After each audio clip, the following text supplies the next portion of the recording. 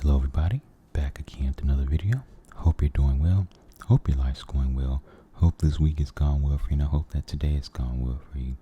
Today is Sunday, July the 7th, 2024. It's about 12:45 p.m. Central Standard Time. Hope you're enjoying your Sunday. Hope that everything is going well for you. I'm doing good myself. I haven't really done much today. Let's get straight into the topic of this video. I know you read the title. Apparently I'm broke because I drive a 25-year-old cash car. And this is mainly an assumption that's made by people who haven't really advanced past judging a book by its cover. In other words, surface level thinking. They assume because your car is old, that automatically equals, oh, you're broke. It's crazy. Like, it literally blows my mind. I don't get people sometimes. But anyway, let's talk about it. I have a few notes. Allow me to explain myself. And then I'm going to give you some cons about owning a 25-year-old cash car. So let me explain my mental behind owning a 25-year-old cash car, right? So I'm a big supporter, and I follow the FIRE movement, which is the Financial Independence Retire Early movement, where this movement seeks to allow you, to retire before, the traditional age of 65, or, between 60 and 65. That's when people usually retire. But people that follow this movement in general, they want to retire before then. Be financially independent, not have to rely on a job, on a corporation to keep a roof over their head. And so that is the movement that I'm subscribed to, and I do the best I can to implement their strategies in my life. And so there's actually two types of FIRE. There is the fat FIRE, where it is the primary focus is on increasing your earnings, increasing the amount that you invest in and save in order to be able to afford to retire early and live a nice lifestyle, right? Then you have lean FIRE, which is related to minimalism in a way where you cut back on things in order to achieve FIRE. Because FIRE, financial independence, retire early, that is the goal. You want to be financially independent and you want to retire early. And so that is what you're trying to achieve. So with lean FIRE, you're cutting back on things, pretty much living as frugally or as minimalistic, if you will, as you can to achieve this. And so, some people in the middle, some people do the fat FIRE, some people do the lean FIRE. And so, I haven't even really thought about where I rank on that scale, but all I can say is I do the best I can. But people think that this car, you must be broke. And it's like, no, I don't know. With me, I just want to achieve fire. I want to be financially independent and I want to retire early. And if you ask many people, that's what they want as well, right? Because no one really wants to, work for corporations until they're 65 and all their best years have passed. And once they retire, your best years are behind you, right? People want to retire early. People want to retire in their 40s, not 60s. And so that is kind of my mentality behind a old 25-year-old cash car. And once this car breaks down for good, I'm just going to buy another old car, See, and here's the thing. I already make the landlord richer. I already make the corporation richer. I don't want to make banks richer. At least I'm trying not to. And that's another thing. I don't have a car payment, so I don't make the banks richer. I don't want a car payment. That's another reason that I have an old school cash car. No car payment. There's a lot of different things you could use with that money that you're paying, that people are paying with these huge car notes and everything. I heard the average car note is like over $700 now. I'm like, that's almost rent in a lot of places. Unbelievable. These car companies and banks and all that. Ooh, man, they love what these cars can do. People want the latest and greatest gadgets and all these different screens and stuff that come in these cars nowadays. They know everybody wants that, so they have to up the price more and more because they know people are gonna keep buying. So like I say, that's just kind of my mentality.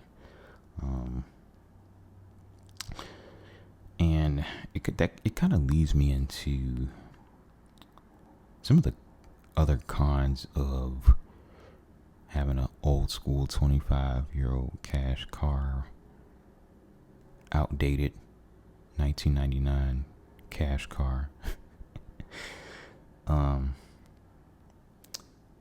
Number one, we already talked about, you're going to get called broke, people are going to assume you don't have money. You're just going to get judged in that way. And you have to accept that.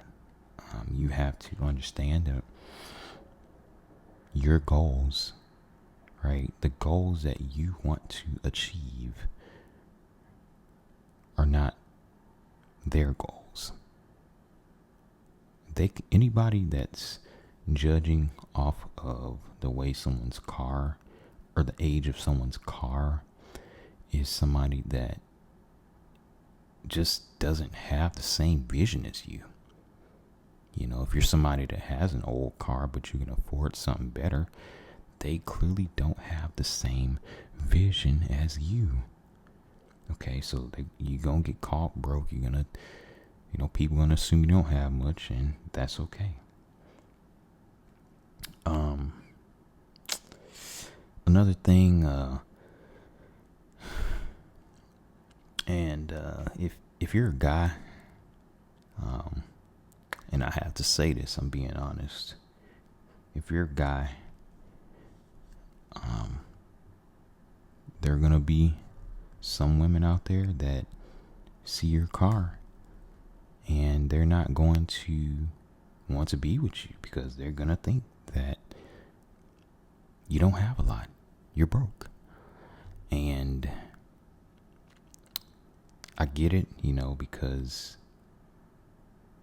you know, women want a guy that's financially stable, but at the same time, it it is in a way judging a book by its cover. So you have to be aware of that. If you're a guy, that's all I'm saying. But I don't think this happens the other way. I don't think that like a guy would like turn down a woman because she has an old car, but I know it happens the other way. With some women, of course not all, but it's reality. It does happen, so I have to mention that. But another con about having an old school cash car is depending on the make and model, you're going to have more repairs than a newer car, of course. I mean, that's why it definitely pays to buy your own toolkit. Learn how to work on your own car. If it's a popular model, I mean, you can pretty much figure out how to do pretty much any repair on that car by watching YouTube, right? So if it's a Toyota Camry or Honda Accord, Honda Civic, Toyota Corolla, Nissan, whatever, Ford, Chevy, pretty much any repair you can think of, especially on an older car that's simpler to repair, unlike these new ones. You just search it up on YouTube and figure out how to do it. That's what I do. It saved me a lot of money. you know, if you don't mind getting your hands dirty, right, and putting some jack stands up under your car and, doing a little bit of hard work, hey, definitely pays to have an old cash car. But that is a con because you're probably going to do that more than somebody that has a newer car. But it all balances out in the end because you don't have a car payment. And with a lot of these newer cars, people paying $500, $600, $700 for that car. You see what I'm saying, y'all? I'm just trying to use logic here. Another con, for being honest, is your car can get profiled, right? If you're driving an old car, especially in like a real nice neighborhood or something like that, you may get stopped versus somebody with a newer car. And that's just reality. There are many different examples of this, of older cars getting stopped like more than like newer cars. Like I said, especially if you're like rolling through a nice neighborhood or something like that. Does happen. So be prepared for that.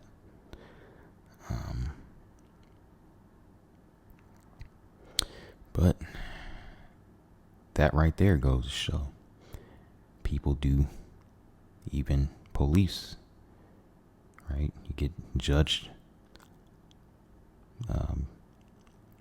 You get judged based on your cover.